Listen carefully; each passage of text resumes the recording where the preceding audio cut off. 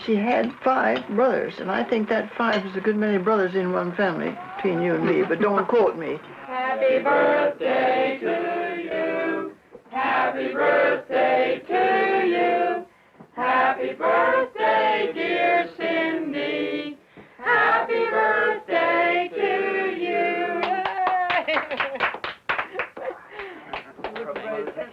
Okay, come on, let's blow. Cindy's got to make her wish. Susie, what's your wish? Tell me your wish. All right, I'll get it for her. I'll give it to you when she gets it. Blow. Okay. Ready? You got a wish. She said she wished she had some ice cream. Helen asked if her mother would give her a sister for a Christmas present. Everything was all fixed for the Christmas surprise. There was Cinderella sitting on the floor, and she was all ready to go with Helen. Then, when Helen grew up, she married a man named Henry Crew, Dr. Henry Crew. And they lived at Haverford for a year. Then they went to California, and I was born in California. Cinderella was always with us. I have a photograph of myself, went to sleep on her shoulder once. They thought that was rather funny, too. Well, then, in our family, there were 3 children, myself, and Mildred, and William. Billy, we called him. And Billy was an unfortunate one, I think. I'm not telling you tales out of school. He caused her to break her nose off. I guess through the years, it gotten kind of run down and lost her nose again. And I remember a neighbor across the road from us who painted her up with a new nose, and the paint job she has now is the work of Mrs. Graves. Now that the children are bigger, I was asking them, what do you remember, childhood memories? And Nancy here came up with a story that I think is appropriate. What's that? Oh, well, the Christmas, she asked us which Christmas we remembered the best, or which one meant the most to us, and the one that struck me was the Christmas that we all came down, and all of our dolls had brand new dresses, their hair had been washed and had bows in them, and all of our animals had new noses or eyes, or whatever was missing had been mended and repaired. And that just, to me, meant a lot, and Cindy was there as queen among all of our dolls, too. As Mom said, when she was a little kid, Cindy was sort of the ruling one among theirs. Well, that's always been the same in our family, that with all of our dolls, Cindy's the queen, she's the top. And then Mom said, well, it was funny that I'd remember that one because that was the Christmas that they hadn't had the money to do anything more.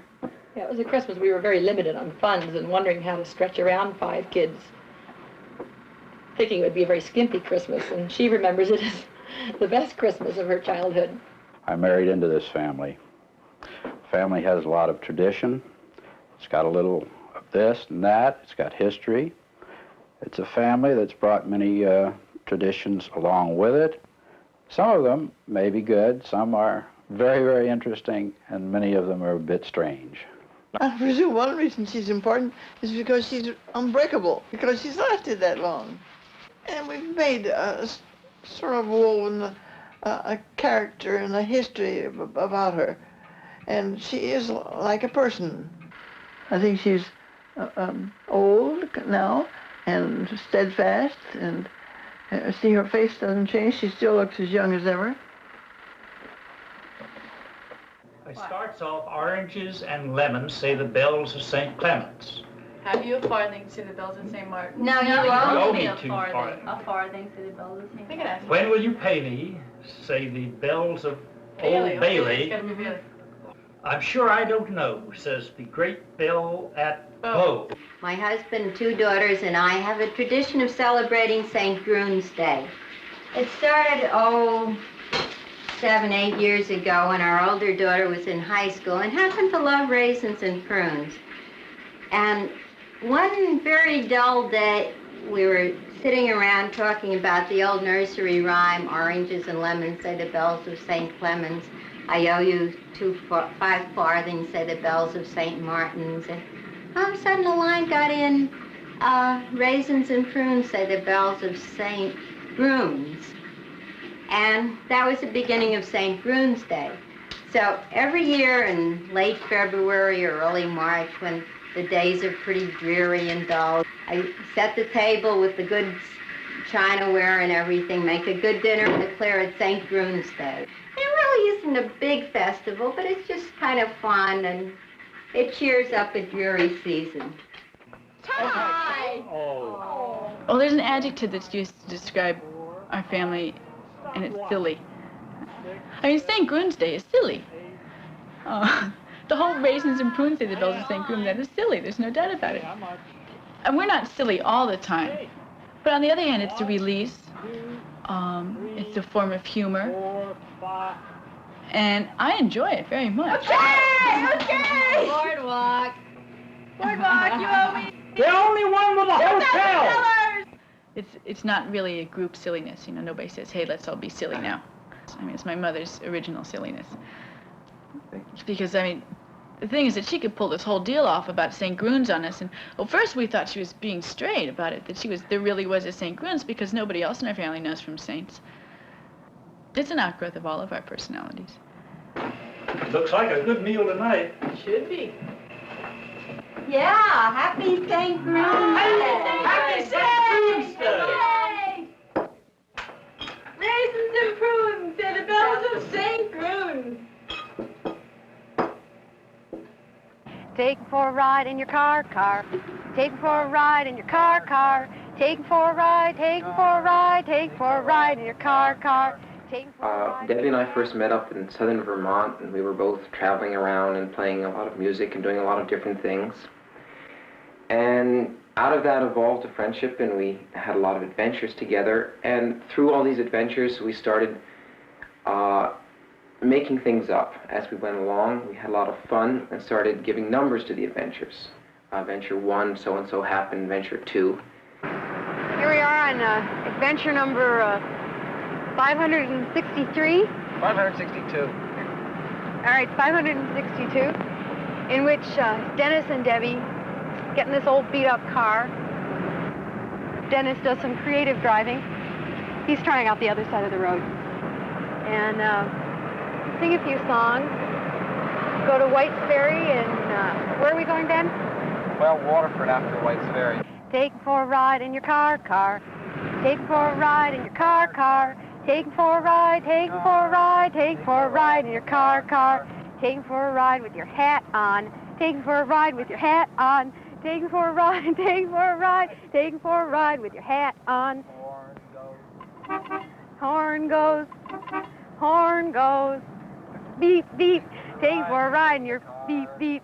Well, we're not a family in the traditional sense of being married and kids. We have a lot of rituals that we've developed over the past years. We pack the car in a certain way when we go out. We're always singing certain songs, even at certain points on the road. And these are the kind of things that a family develops over years of being together, and we as friends have developed just over years. Well, when we have 100 anniversaries, we have 100 adventures. We have an anniversary. And the 100th one is a chocolate anniversary. And 200 is maple syrup, right? Right. What's 300? Ice cream. Ice cream at Steve's Ice Cream. Yep. Cambridge, Massachusetts. Unlimited ice cream. Spent so much time together that we almost might as well have been married, you know, on some level. And just did everything together. And you know, we were married in our adventures, kind of. I don't know how to explain it. All right. Okay? Heart of my heart, I love that melody. Sometimes I pretend that my brother is a radio. It's a good way to control him. See, when I want to turn him on, I pull his nose. And when I want to turn him off, I push in his nose. And to change channels, I pull his ears. You see? It works very well. Put the lime in the coconut and put it all together. Put the lime in the coconut and mix it all up. Put the lime in the coconut and put it all together. See, I can change his channel like this. Well, the Bullets won the game 53-0. And now we have the news. And the Rangers have absolutely smeared the Redskins 30 35 to 21. Let's hear another song. Shimmy, shimmy, cocoa pop, shimmy, shimmy, cocoa pop, shimmy, shimmy, cocoa pop. Bam. As far as I know, my older sister, invented a radio technique of controlling her young, bratty sister. When we walked to school in the morning, she would pretend that I was a radio and that I had the controls in the top of my head. There was a knob which turned me off. That was her ultimate control. And there was a knob that changed the program if she was bored with whatever I was talking about. And there's a knob for volume, I remember that, so she could make me quieter. And I thought it was a wonderful game, and she had perfect control over this babbling brook that went on alongside her. That was the way. I wish I could institute that with George when he and I go out walking. You should try together. It's a marvelous idea. Now, what type of leftovers do we have? We have pizza, about 2 portions. Only 2. What's this? Let's take off the top and check. We have something in our family which we call Ellen's Greasy Spoon, which was a way of serving leftover foods when we only had enough of each for 1 portion. I got the kids interested in helping when we called it a restaurant, and they would write up a menu, serve it, clean up afterwards. It's a potato and something. But don't put the potato in, it's rotten. Oh, they like rotten potatoes. Oh, would you shut up? Put it down, Mama. Okay, here's the menu. What do you got? Oh, such good service. I'll have, I think, some shrimp. Is there enough shrimp for me? Yeah. I think there's only a portion now. Oh, how about it? You want shrimp? The shrimp. Okay, thank you. Okay. I'd like shrimp. Well, we think it's only fair when the grown-ups are working very hard that the children should have their share of the work. Can we get the rye bread with butter? So that when I'm too tired to cook, I think it's nice for the kids to know how to cook and to prepare a meal for us occasionally. And now they can, and they can cook for themselves, and they can cook for us. And they don't grumble about it too much. In what shape is that potato? Rotten, but... Yeah. Oh, you do such a good selling job. They think all potatoes are rotten. For future reference, reheated pizza loses something. After the nightclub closes, he goes back into the nightclub and it's all dark and he's feeling very, very blue and sorry for himself. We have something of a tradition in our family of telling movies. And his friend... Ellen could never remember children's stories, but she could remember Casablanca. Sorry. And he asks if he can do anything for his boss.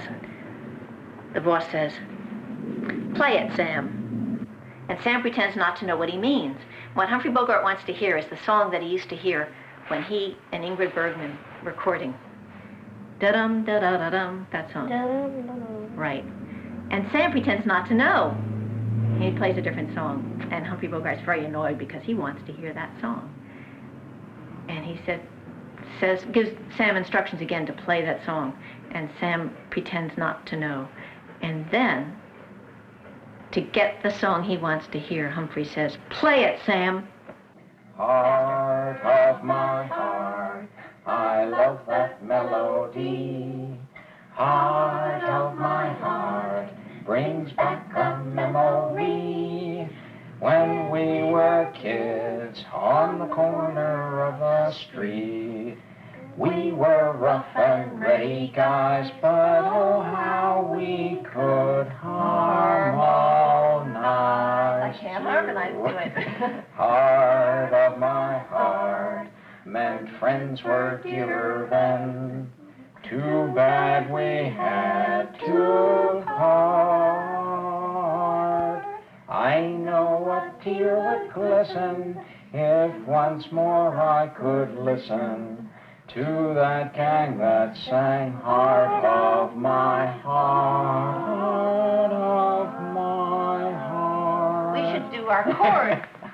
We should do our chord on that last note while Dad does that. Yeah, how about that? I'll try to keep my same note. Well, that's all right. To that gang that sang Heart of my heart, of my heart. That doesn't work. No, it sure doesn't.